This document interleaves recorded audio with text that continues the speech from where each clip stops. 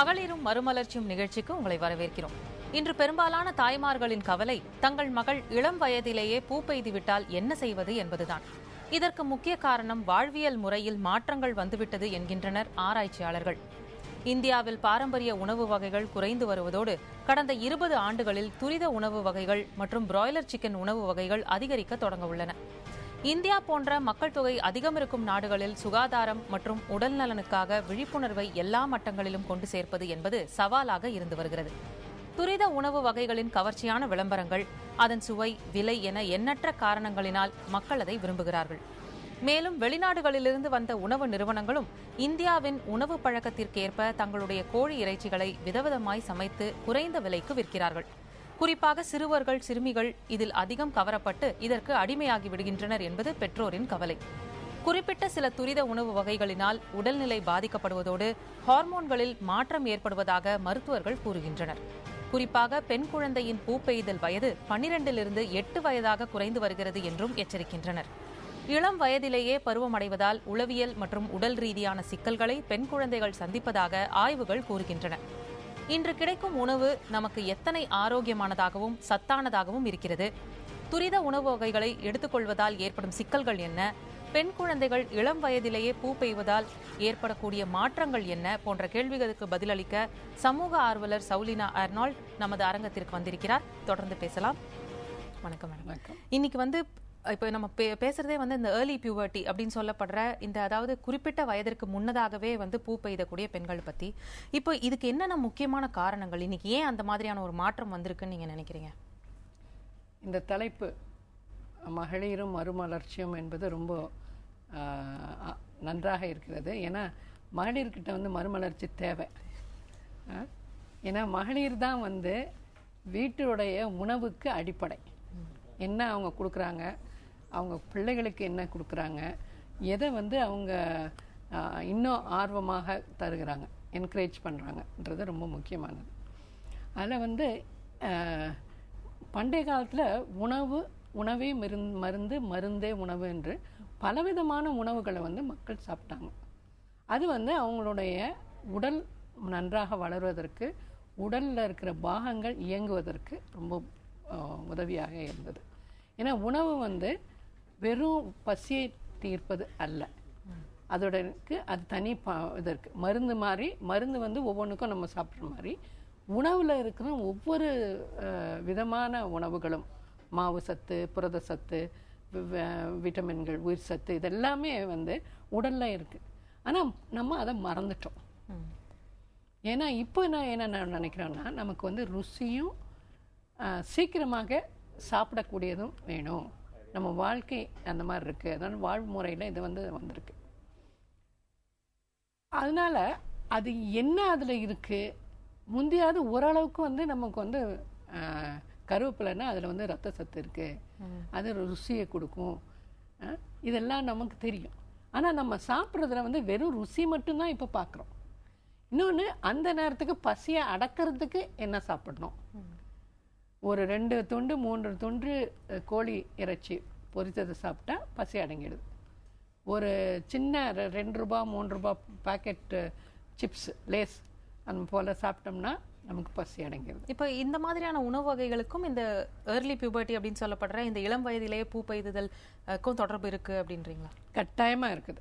ஏன்னா இது எல்லாமே நமக்கு ருசி தருவதற்கும், அது பார்ப்பதற்கு அழகாக இருப்பதற்கும் பலவிதமான மரபணு மாற்றங்கள் அதில் செய்கிறாங்க. இப்போ கோழி என்றால் அதில் ஸ்டீராய்டு சேர்க்குறாங்க.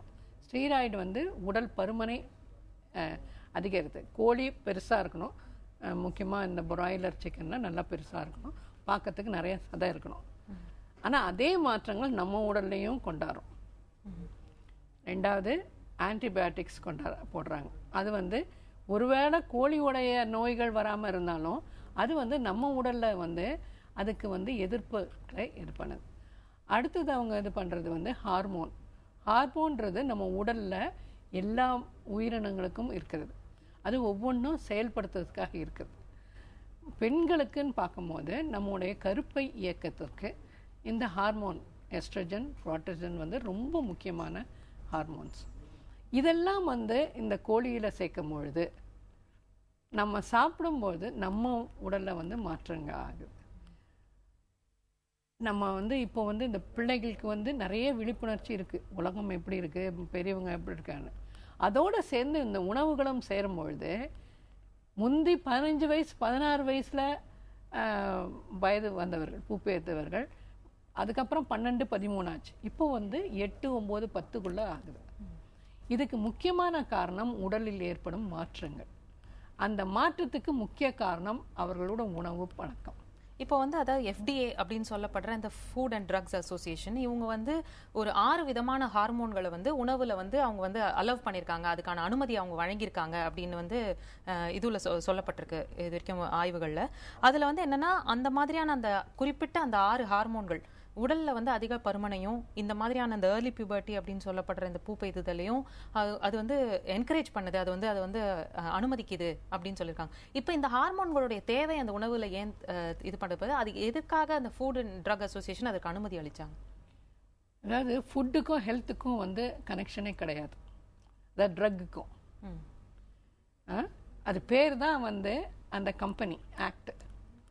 நாங்கள் வந்து மருந்து இதில் வந்து நாங்கள் செயல்படும் போது மருந்து வந்து ஒரு கம்பெனி ப்ராடக்டாக வருதே ஒழிய அது வந்து எவ்வளோ ஹெல்த்துக்கு உதவுது, கம்பெனியாக ஒரு வியாபார நோக்கத்தோடு தான் அது வருதே ஒழிய மக்கள் நலத்துக்குன்ட்டு வந்து அது வர்றது இல்லை. இது வந்து நிறைய தடவை பல பேரும் வந்து விவாதிச்சிருக்காங்க. அந்த மாதிரி இருக்கக்கூடாது, நலத்துக்கு வந்து அது செயல்படணும், ஆய்வுகள் செய்து இதன் மூலமான என்ன கெடுதிகள் மக்களுக்கு வருது. ஏன்னா இந்தியா வந்து தனிப்பட்ட உலகம் கிடையாது, உலகத்தில் பல நாடுகள் இருக்குது. நீங்கள் வந்து அமெரிக்காலாம் போனீங்கன்னா அங்கே ஆர்கானிக் ஃபுட், இயற்கையான உணவுகள் சொல்லிட்டு இது பண்ணுறாங்க, இதை பற்றி விளம்பரம் பண்ணுறாங்க. இளைஞர்கள் வந்து அதாவது கொஞ்சம் படித்த இளைஞர்களுக்கு வந்து நல்லா இதை பற்றி விவரங்கள் தெரியுது. அதனால் அவங்க வந்து நிறையா மற்ற பொருட்களை உண்றாங்களே ஒழிய இந்த மாதிரி இது வந்து எப்பயாவது தான் உண்றாங்க. போகும்போது வரும்போதெல்லாம் லேஸ் வாங்கி சாப்பிட்றது கிடையாது. போகும்போது வரும்போது வாரத்தில் ஒரு 2-3 நாட்கள் வந்து இப்போ நான் 20 ரூபாயிலே வந்து உங்களுக்கு கோழி இறைச்சி கிடச்சிரும். அப்போ வந்து விலை குறைவாக இருக்க மாதிரி இருக்குது, நமக்கு வந்து இது இருக்குது. அதனால் இவங்களுக்கு வந்து வேண்டியது வியாபாரம், இந்த கம்பெனிங்களுக்கு வேண்டியது வியாபாரம். அதுவும் மக்கள் இளம் மக்கள் அதிகமாக இருக்கிறது இந்தியா. அதனால் கிட்டத்தட்ட 30% மேலே இளைஞர்கள் இருக்காங்க. அதில் பெண்கள்னு பார்க்கும்போது 15% இருப்பாங்க. அதாவது கிட்டத்தட்ட கோடி 15 கோடின்னு வச்சுங்க. அப்போ அவங்கக்கிட்ட இவங்க வியாபாரம் பண்ணாங்கன்னா எவ்வளோ வியாபாரம் ஆகும். அதனால் அந்த நோக்கத்தோடு தான் அவங்க பண்ணுறாங்க. முந்தைய காலத்தில் மற்ற நாடுகளில் இருந்தது, ஆனால் அவங்களுக்கு விழிப்புணர்ச்சி வந்து அதெல்லாம் கண்ட்ரோல் பண்ணிட்டாங்க. இப்போ இந்தியா மாதிரி ஒரு நாடு, அதாவது நம்ம வந்து ஏற்கனவே கலாச்சாரத்தால் பின்னப்பட்டது, ஏற்கனவே இந்திய பாரம்பரிய உணவு வகைகள் அப்படின்னு பார்த்தீங்கன்னா அந்த பேலன்ஸ்டு டயட்னு இப்போ நம்ம சொல்கிறத வந்து அந்த காலத்துலேருந்தே கடைப்பிடிச்சிட்டு வந்தாங்க. 15 நாளுக்கு ஒரு முறை என்ன சாப்பிடணும், ஒரு மாதத்துக்கு ஒரு முறை என்ன சாப்பிடணும் அப்படிங்கிற மாதிரி தான் உணவு வகைகள் இருந்தது. இது காலப்போக்கில் இப்போ நீங்கள் சொல்கிற மாதிரி இந்த வர்த்தகம் பெருகிவிட்டதன் காரணமாக இந்த மாதிரியான விளைவுகளை நம்ம இப்போ ஏற்படுத்திட்டோம். இப்போ எப்படி நம்ம இந்த அன்டூயிங் வாட் வீவ் டன் அப்படிங்கிற மாதிரி இப்போ எப்படி நம்ம அதை வந்து சீர் செய்ய போகிறோம்? நீங்கள் சரியான உணவு வகைகள் அப்படின்னா நீங்கள் என்ன விஷயத்த சொல்வீங்க? அதாவது முதல்ல உணவு வகைகளுக்கு முன்னால் இந்த இதனால் என்ன பாதிப்பு ஒருத்தருக்கு வருது. நம்ம வந்து வெறும் பூப்பெய்தல் பற்றியும் பருமனை பற்றி பேசுகிறோம், ஆனால் பெண்களுக்கு என்னென்ன பாதிப்பு வருது, கருப்பையில் வந்து எவ்வளோ பாதிப்பு ஏற்படுது, மலட்டுத்தன்மை ஏற்படுது, புற்றுநோய்கள், மார்பு புற்றுநோய், கர்ப்பப்பை புற்றுநோய் ஏற்படுது, முகத்தில் கூட பரு ஏற்படுதுன்னு சொல்கிறாங்க. இதில் இருக்கிற சில ஆன்டிபயோட்டிக் மற்றதெல்லாம் போடும்போது பருக்கள் ஏற்படுது. பெண்கள் வந்து நன்றாக இருக்கணும்னு சொல்லும் பொழுது அது என்ன சாப்பிட்டா நன்றாக இருக்கணுன்றது பெண்களுக்கு முதலாவது தெரியணும். இந்த பேலன்ஸ் டயட்டுன்றது வந்து இப்போ ஒரு சரிவிகித உணவுன்றது ரொம்ப பெரிய கஷ்டமான உணவு கிடையாது. நமக்கு ஓரளவுக்கு அந்தந்த வயதுக்கேற்ப நமக்கு மாவு சத்து வேணும், புரத சத்து வேணும், காய்கறிகள் தான் விட்டமின்கள், உயிர் சத்து தருது. ஆனால் இப்போ இருக்கிற உணவுகளில் இந்த உயிர் சத்து தர்றது எதுவுமே கிடையாது. ஓரளவுக்கு புரத சத்து கொடுக்குது, ஒருவேளை விட்டமின் சி கொடுக்கும், மற்றது எதுவுமே அவங்களுக்கு இல்லை. அதனால தான் இந்த உடலில் வந்து நிறைய பிரச்சனைகள் ஏற்படுது. அதனால் இதை வந்து பெண்களுக்கு விழிப்புணர்ச்சி இது பண்ணும். அதாவது நாங்கள்லாம் சின்னதாக இருக்கும்போது ஓரளவுக்கு வீட்டில் வந்து நலக்கல்வி மாதிரி சொன்னாங்க, இது ஏன் சாப்பிட்ணும் அதை ஏன் சாப்பிட்ணுன்னு. இப்போ வந்து பெற்றோர்களும் ரொம்ப துரிதமான வாழ்க்கை முறையில் இருக்காங்க. அவங்களுக்கு குழந்தைங்க என்ன சாப்பிட்டாலும் பரவாயில்ல, அதுக்கேற்ற மாதிரி சில உணவு பானங்கள் இருக்குது, இந்த பானத்தை குடித்தா போதும், இது கம்ப்ளீட் ஃபுட், இது முழுமையான ஒரு உணவு. நீங்கள் மற்ற நாட்டுக்கு போனீங்கன்னா அது உணவுலேயே கிடையாது, பானம்னா பானத்தில் தான் இருக்கும். டீ காஃபி இருக்கிற இடத்துல தான் இந்த சில இது இருக்குது. ஆனால் நம்ம இது வந்து மக்களுடைய அறியாமையை எக்ஸ்ப்ளாய்ட் பண்ணுறாங்க.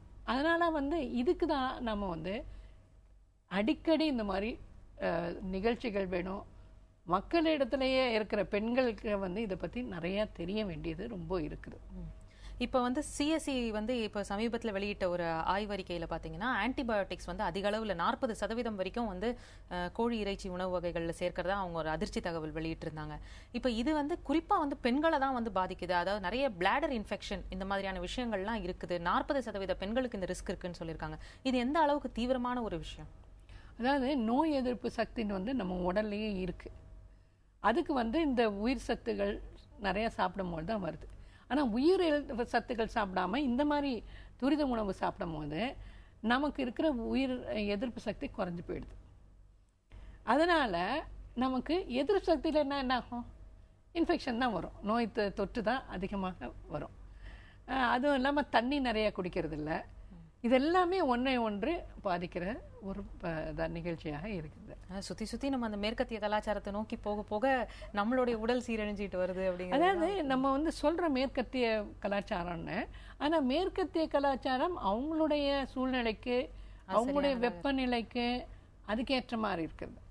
அந்தந்த நாட்டுக்கு அந்தந்த உணவும் பழக்கம் தான் நல்லது. நிச்சயமா இதை பற்றிலாம் நம்ம நிறைய இன்னும் பேசுவோம் மேம். என்னென்ன மாதிரியான பாதிப்புகள் ஏற்படுது அப்படின்னு நம்ம பேச இருக்கிறோம். ஒரு சிறிய இடைவேளைக்கு பிறகு மகளிரும் மறுமலர்ச்சியும் நிகழ்ச்சி தொடரும்.